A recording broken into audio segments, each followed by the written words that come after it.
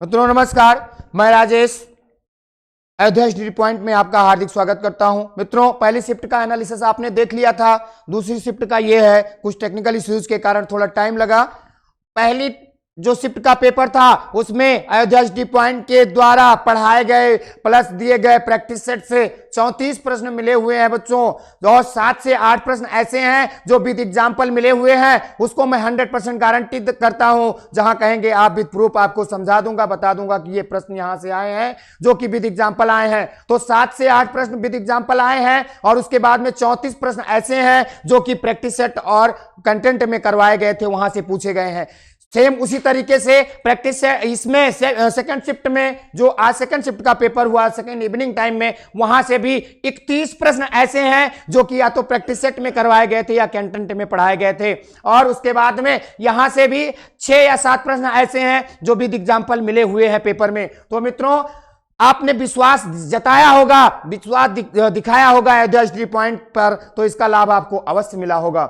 Ayodhya history point की तरफ से तत्परता से तैयार किए गए, पूरे लगन के साथ जो है लगन के साथ तैयार किया गया प्रैक्टिस सेट अगर आपने देखा होगा तो उसका लाभ अवश्य मिला होगा। और जो भी अभ्यर्थी हैं, यदि उनका प्रैक्टिस सेट यदि उनका पेपर जो कल है, कल फर्स्ट इवनिंग या सेकंड इवनिंग या जब भी है फर्स्ट मीटिंग या सेकंड मीटिंग में, तो वहां उनके लिए यह है कि अभी भी समय है, वो देख करके जो है पूरे प्रैक्टिस सेट को देख करके अपनी तैयारी को और बेहतर कर सकते हैं, और जिससे कि उनका प्रश्न गलत ना हो। तो आइए पहला प्रश्न देखते हैं। निम्नलिखित में से किस वाक्य के लिए दिया गया शब्द सुसंगत है? तो यहां पर जो पहले ना हुआ हो, होनहार, शत्रु को जीतने वाला, अजात शत्रु, आदि से अंत तक, आद्योपांत, और जो पढ़ा ना गया हो, जो पढ़ा ना गया हो उसको बताना है मित्रों। जो पढ़ा ना गया हो उसको कहा जाता है क्या? जो पढ़ा ना गया हो उसको कहा जाता है अपठित। मित्रों, क्या कहा जाता है? जो पढ़ा ना गया हो उसको कहा जाता है अपठित। क्या कहा जाता है? जो पढ़ा ना गया हो उसको अपठित कहा जाता है।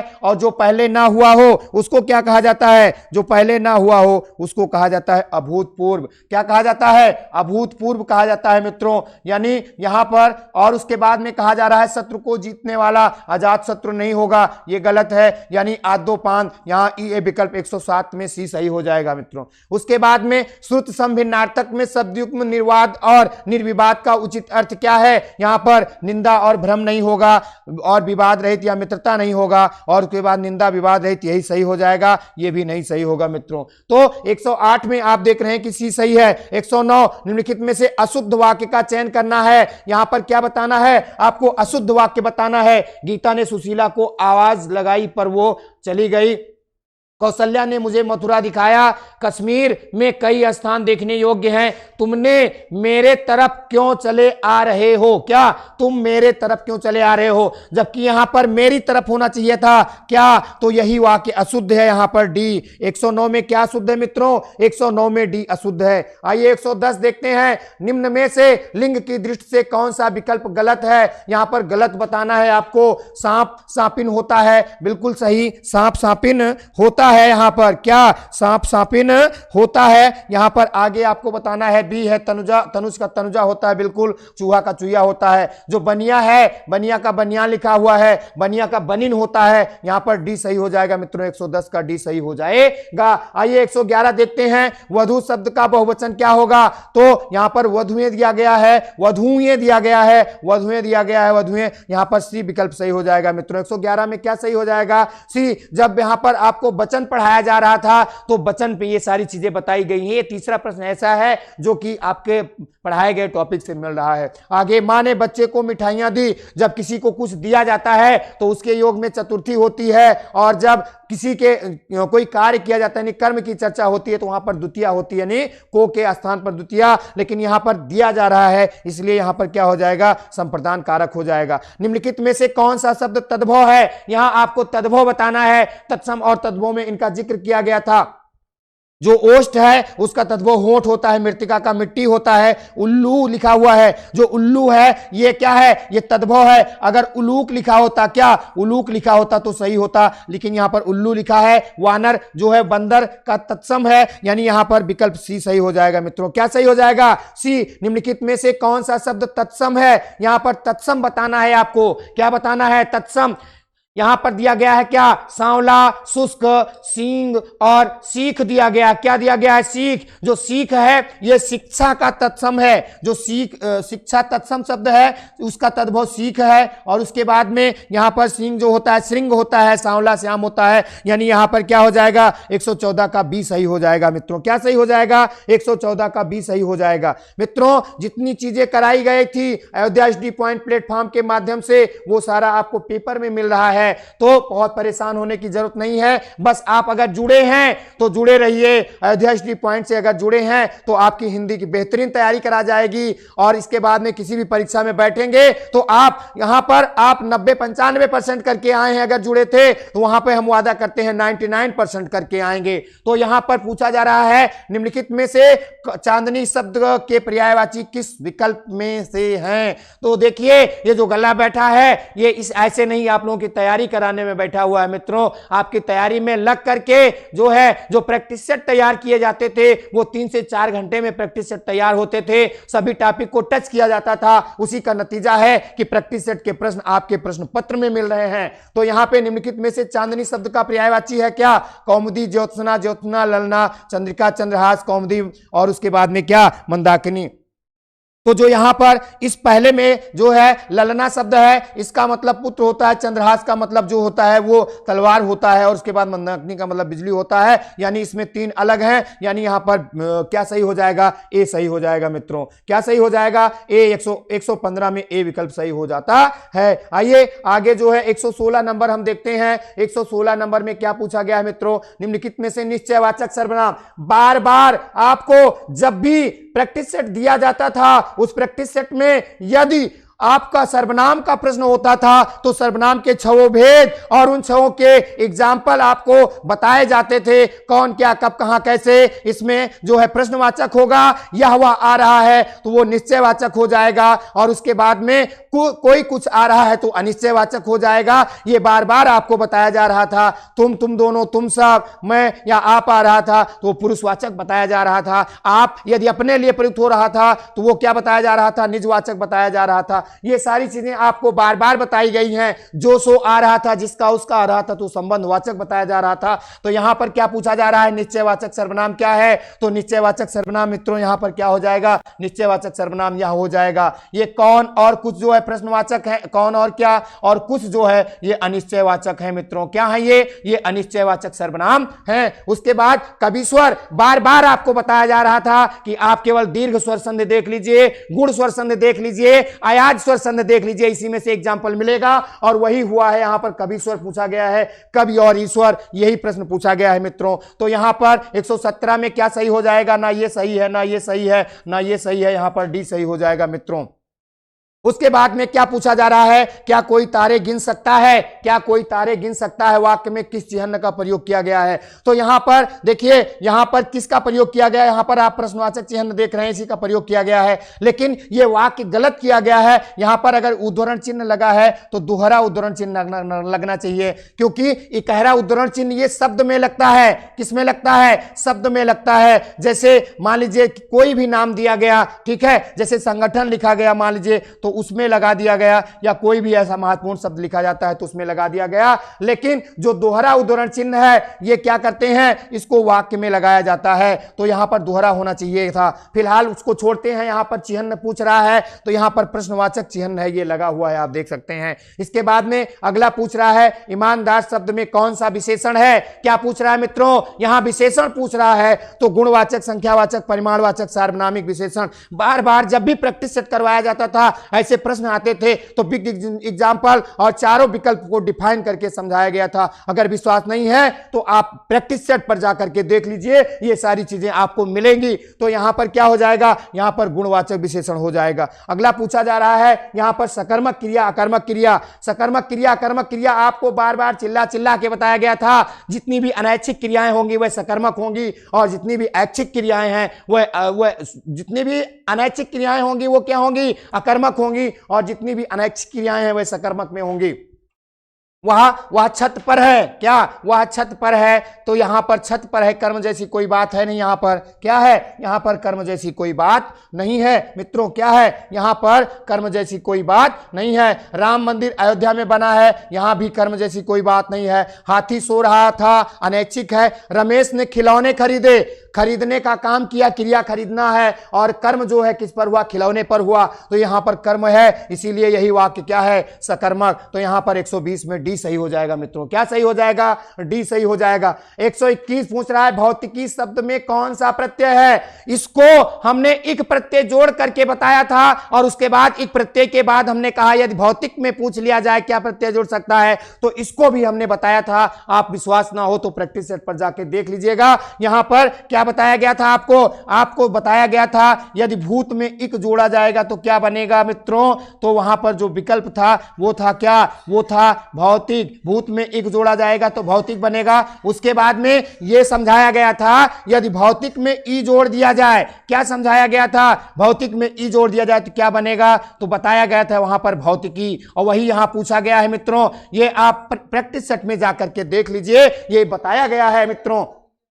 यहां पर दोनों प्रश्न ऐसे हैं जो प्रैक्टिस सेट में लिए गए हैं। ये भी प्रश्न 100% कह सकता हूं, जो है डंके की चोट पे कह सकता हूं कि ये प्रश्न प्रैक्टिस सेट में शामिल किया गया है। आज नहीं कल जो पूरा विश्लेषण लेकर के आऊंगा तो एक एक प्रश्न की कटिंग लेकर के आऊंगा, आपको दिखाऊंगा कि ये प्रश्न यहां पर शामिल किया गया था या नहीं किया गया था। तो यहां पर निरभिमान शब्द में कौन सा उपसर्ग है मित्रों, ये पूछा गया है। क्या इसमें वहां पर जो विकल्प दिया गया था, जो आपको समझाया गया था, वहां पर हमने समझाया यह था कि निर प्लस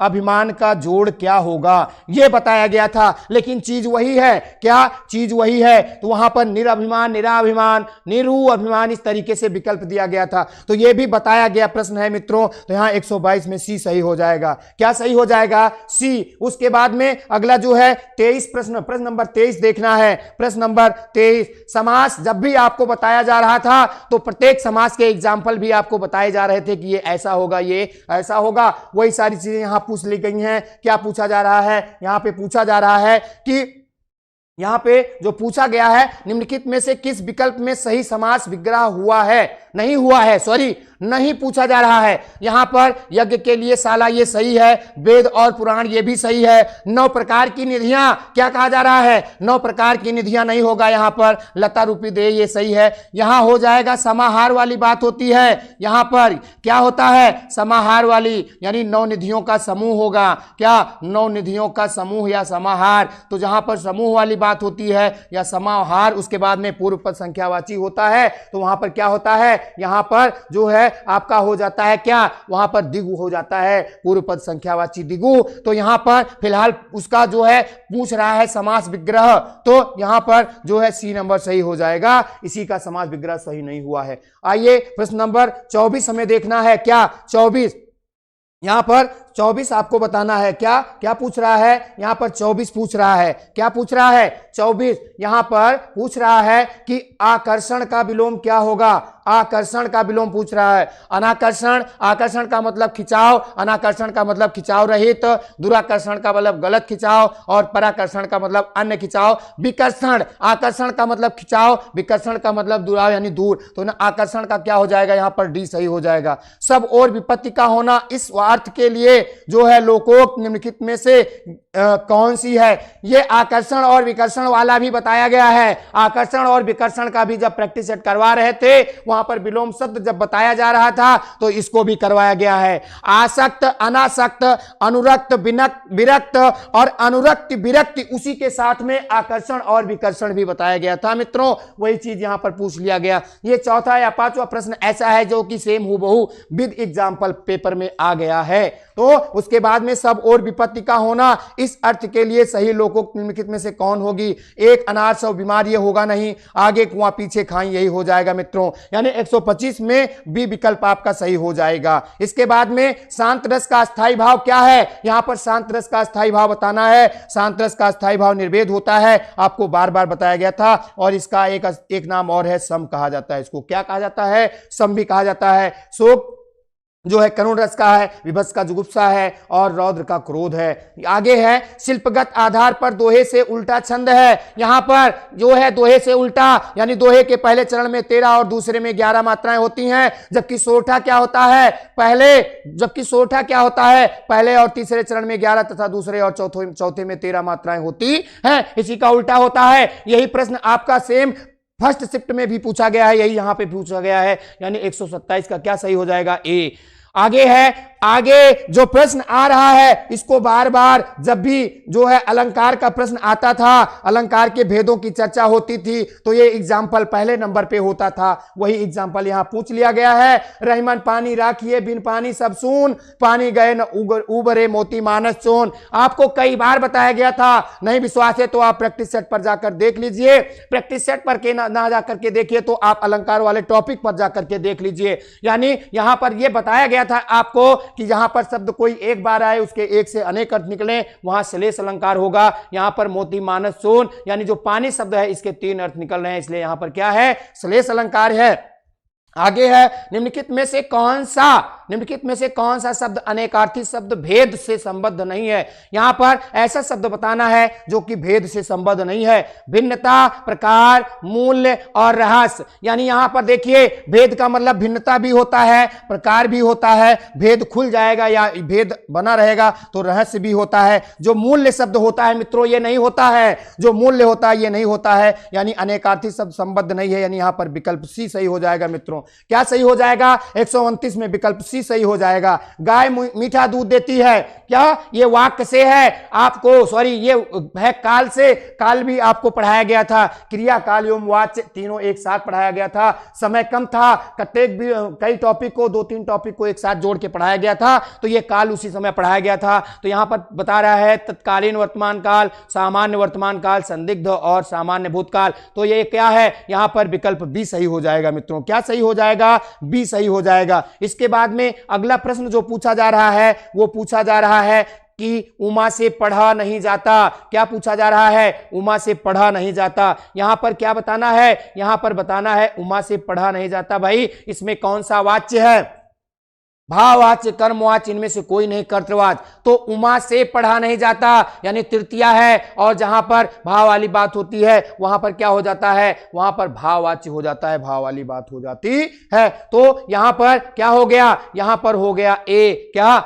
भाववाचक। कान पर जू ना रेंगना, मुहावरे का अर्थ निम्नलिखित में से कौन सा होगा? यानी कुछ असर ना पड़ना। 32 में क्या सही हो जाएगा? कुछ असर ना पड़ना। आइए उसके बाद में प्रश्न नंबर 33 देखते हैं। क्या? प्रश्न नंबर 33 यहां पर देखना है कि प्रश्न नंबर 33 में क्या पूछा जा रहा है। प्रश्न नंबर 33 यहां पर गद्यांश का उचित शीर्षक बताना है मित्रों। आपने गद्यांश पढ़ा और यहां उसी से रिलेटेड प्रश्न पूछा गया है। यहां पूछा जा रहा है गद्यांश का उचित शीर्षक दीजिए। गद्यांश का उचित शीर्षक महात्मा गांधी के श्रम संबंधी विचार। इसको हम जो शीर्षक वाला पार्ट होता है इसको हम 100% नहीं कह सकते हैं। क्यों? क्योंकि हो सकता है बोर्ड कुछ और मांगे। तो यहां पर हम क्या करेंगे? यहां पर हम 95% जो है क्या करेंगे? यहां पर 5% इसको देंगे और 95% जो है यहां पर इसको देंगे। किसको? यहां पर श्रम सुदृढ़ जीवन का आधार, जो श्रम है सुदृढ़ जीवन का आधार, ये 95% देंगे। यानी यही सही होगा और इसी को आयोग मानेगा भी, बोर्ड इसी को मानेगा भी। आइए 134 में समस्त का पर्यायवाची क्या होता है? समस्त का मतलब होता है पूरा, संपूर्ण, या तो यहां पर क्या हो जाएगा? संपूर्ण हो जाएगा। इसके बाद में 35 पूछ रहा है महात्मा गांधी का समस्त जीवन दर्शन श्रम सापेक्ष था, आशय स्पष्ट कीजिए। यहां पर अर्थ बताना है, तो जो इसका अर्थ आएगा, तो जो इसका अर्थ होगा वो डी हो जाएगा। महात्मा गांधी के सभी विचार श्रम पर आधारित हैं। यहां बजाय शब्द आया है, केवल दर्शन की चर्चा हो रही है। यहां जीवन में सापेक्ष दर्शन, इसलिए यह गलत है। और अपेक्षा शब्द यानी श्रम को अधिक महत्व देते हैं, नहीं। यहां पर महात्मा गांधी के सभी विचार श्रम पर आधारित थे, यानी यहां पर डी सही हो जाएगा। तो 35 में क्या सही हो जाएगा? डी मित्रों, 35 में क्या सही हो जाएगा? डी। आइए अगला प्रश्न हम देखते हैं, प्रश्न नंबर 36। क्या प्रश्न नंबर 36 हम देखते हैं कि उसमें क्या पूछा जा रहा है मित्रों। प्रश्न नंबर 36 ये पूछा जा रहा है, गांधी जी पापी किसे मानते थे। आपने पढ़ा था कि गांधी जी जो है श्रम ना करने वाले को पापी मानते थे। तो यहां पर विकल्प सी सही हो जाएगा मित्रों। क्या सही हो जाएगा यहां पर जो विकल्प सी है वो सही हो जाएगा मित्रों। क्या सही हो जाएगा यहां पर विकल्प सी सही हो जाएगा। गद्यांश के आधार पर चोर की परिभाषा क्या है। यहां चोर की परिभाषा बिना श्रम भोजन करना, किसी का सामान चुराना, पाप का अन्न खाना, यानी क्या होता है उसके बाद में यहां बिना श्रम मौज करना, यानी बिना श्रम भोजन करना। यह आपका दिया गया था। गांधी जी ने कहा कि जो बिना श्रम के भोजन करते हैं वे चोर हैं। कौन कहा था? गांधी जी ने।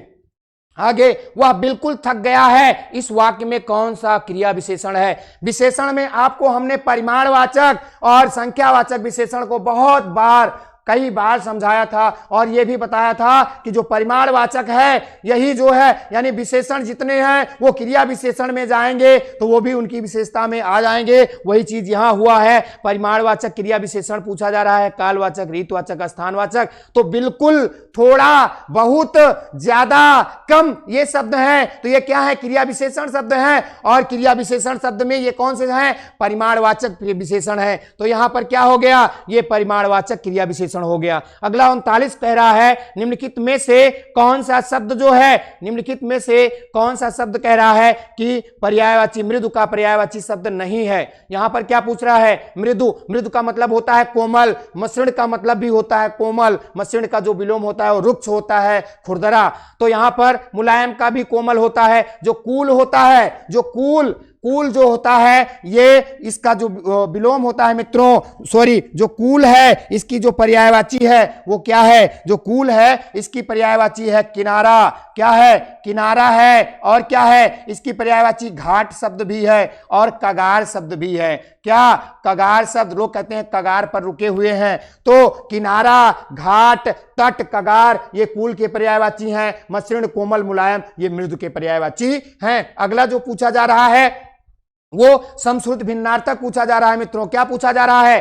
श्रुति सम भिन्नार्थक पूछा जा रहा है। इसमें दिन और दीन है। तो दिन का मतलब क्या होता है? दिवस होता है मित्रों। और दीन का मतलब क्या होता है? गरीब होता है। दिन का मतलब दिवस और दीन का मतलब गरीब होता है। तो यहां पर क्या सही हो जाएगा? यानी यहां पर विकल्प सी सही हो जाएगा मित्रों। क्या सही हो जाएगा? सी। आंखों के सामने वाक्यांश के लिए निम्नलिखित में से सही शब्द क्या होगा? यहां पर सही शब्द बताना है। आंखों के सामने, आंखों के सामने शब्द क्या होता है? प्रति और अक्ष होता है। प्रति और अक्ष, प्रति का मतलब सामने, अक्ष का मतलब आंखों के। प्रति और अक्ष जब जोड़ा जाता है तो बन जाता है प्रत्यक्ष।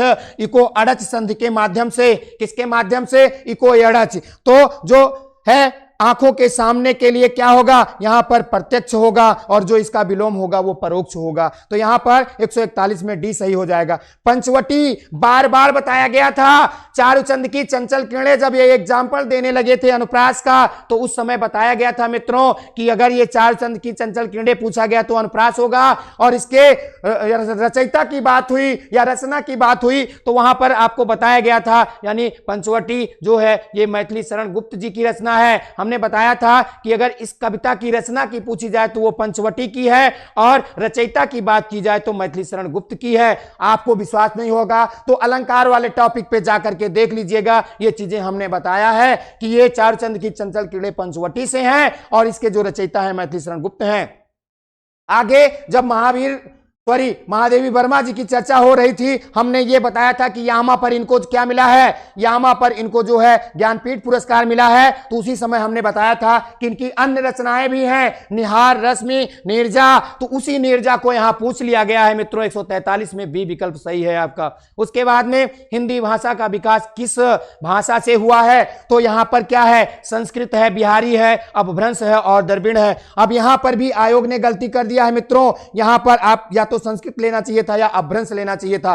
पहले क्या था? वैदिक संस्कृत चलती थी, फिर लौकिक चल रही थी, फिर पाली, प्राकृत, अपभ्रंश और अपभ्रंश के बाद हिंदी विकसित हुई थी। लेकिन यहां पर संस्कृत को भी ले लिया, अपभ्रंश को भी ले लिया। हालांकि यहां पर जो ज्यादा 95% यहाँ हम कह सकते हैं, या 50-50 लिया जाए तो संस्कृत और अपभ्रंश दोनों होगा। फिलहाल यहाँ पर जो बोर्ड के द्वारा माना जाएगा वो संस्कृत ही माना जाएगा, तो हम यहाँ संस्कृत को ही लेते हैं। हालांकि यहाँ पर बोर्ड को दोनों ऑप्शन नहीं लेना चाहिए था। तो आपने देखा कि अयोध्या हिस्ट्री पॉइंट की तरफ से ये बहुत ही बेहतरीन और सटीक तरीके से जो है आपको आंसर का विश्लेषण कराया गया है। पहली शिफ्ट में हमने कई ऐसे बड़े बड़े चैनलों को जिसमें 1 लाख 2 लाख 4 लाख 50 लाख के ऊपर सब्सक्राइबर हैं, उन पे देख रहे हैं कि वो लोग गलत बता रहे हैं, और वो प्रूफ भी है मेरे पास, मैं प्रूफ भी दिखा सकता हूं। लेकिन बिना जो है यहां पर बिना गलती के सारा कुछ आपको मिलेगा।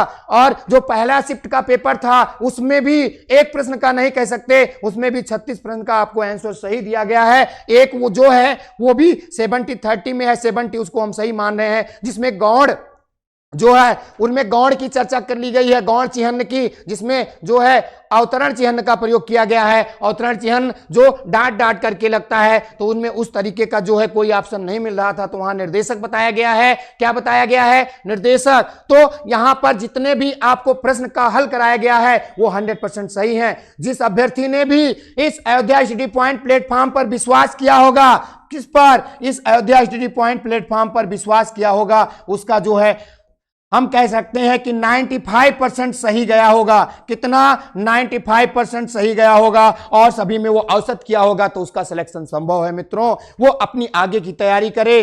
और जिसने भी विश्वास बना लिया अयोध्या स्टडी पॉइंट पर, वो हिंदी सब्जेक्ट से कहीं भी मात नहीं खाएगा। मित्रों, ये जो गला बैठ गया है पिछले 5-7 दिनों की आपकी तैयारी के कारण ही ऐसा हुआ है। जाने दीजिए, गला बैठ गया, कोई बात नहीं, ये पुनः सही हो जाएगा। लेकिन जो आपकी तैयारी रह जाती, आपकी तैयारी ना हो पाती, तो वो दोबारा लौट के ना आती। तो ये मेरे द्वारा जो मेहनत की गई है वो है ये कि यहां पर आपके प्रैक्टिस सेट के कराए गए प्रश्न यहां आपके पेपर में मिल रहे हैं। हमने आपको बताया था कि आप प्रैक्टिस सेट हल कर रहे हैं, ये मान के चलिए कि हम परीक्षा हाल में बैठ करके प्रश्न कर रहे हैं। वहां पे आपने देखा गया होगा कि बहुत से प्रश्न ऐसे हैं जो कि वहां जो है परीक्षा हाल में आपके प्रश्न पत्र में भी थे। तो मित्रों, प्लीज जो अभी भी जिनका पेपर कल है, अभी भी समय है, वो प्रैक्टिस सेट को एक बार देख लें, ताकि जो है उनका भी अच्छा नंबर आए और प्रश्न उनको भी मिले। अभी समय है, प्लीज वो एक बार देख लें। साथ में ये भी करना है, साथ में ये भी देखना है कि जितने भी प्रैक्टिस सेट पड़े हुए हैं वो केवल पुलिस के ही लिए नहीं, जिस किसी भी भर्ती के लिए आप हिंदी की तैयारी करते हैं उन सभी के लिए वो उपयोगी है। एक प्रैक्टिस सेट 3 से 4 घंटे में बनाए गए हैं, प्रत्येक टॉपिक से प्रश्न उठाया गया है। मित्रों, तो प्लीज जो नए हैं, पहली बार चैनल पे आए हैं, वो कृपया अयोध्या स्टडी पॉइंट चैनल को सब्सक्राइब कर लें, लाइक और कमेंट करें तथा अपने मित्रों तक शेयर करें। ये अयोध्या स्टडी पॉइंट जो है ऑनलाइन प्लेटफॉर्म पूरी तरीके से आपके लिए तत्पर रहेगा, लगा रहेगा, और एक के बाद एक की आपकी तैयारी कराता रहेगा। इसके बाद में 10th और 12th के एग्जाम आ गए हैं, 10th के भी वीडियो पढ़ना शुरू हो गए हैं, उनमें जो 20 नंबर के ऑब्जेक्टिव प्रश्न आते हैं उनकी भी तैयारी कराई जा रही है। तो आज के लिए इतना ही मित्रों, धन्यवाद। बस ये निवेदन है आपसे कि कृपया जो है वीडियो को जो है अपने मित्रों तक शेयर करें, लाइक और कमेंट करें, तथा जो पहली बार जुड़ रहे हैं कृपया वो चैनल को सब्सक्राइब कर लें। धन्यवाद मित्रों, अयोध्या स्टडी पॉइंट की तरफ से आपका बहुत बहुत धन्यवाद।